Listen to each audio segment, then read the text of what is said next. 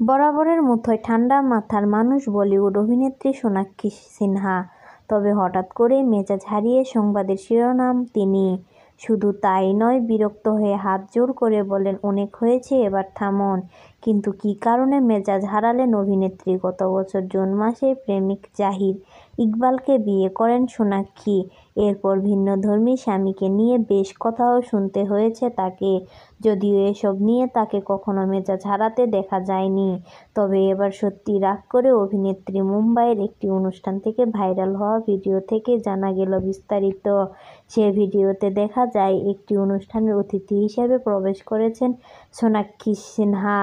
তখনই এক ছবির শিকারী অভিনেত্রীকে অনুসরণ করতে শুরু করেন। শুরু হয় একের পর এক ছবি তোলা। প্রথমে সোনাক্ষীর হাসি মুখে হাঁটছিলেন, কিন্তু শেষ মেজাজে হারালেন।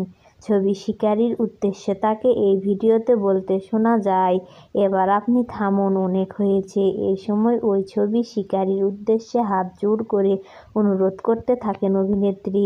ওই অনুষ্ঠানে সোনাক্ষী একা ছিলেন না, অভিনেত্রীর সঙ্গে ছিলেন তার স্বামী জাহির ইকবালও। অভিনেত্রীর আচরণ দেখে তারপর ছবি শিকারীরা প্রত্যেকেই তার থেকে দূরে সরে যান। গত বছর কাকুরা ছবিতে সোনাক্ষীকে দর্শকে দেখেছেন অভিনেত্রীর ঘনিষ্ঠ সূত্রে দাবি, এই মুহূর্তে নতুন সংসারে মন দিয়েছেন অভিনেত্রী।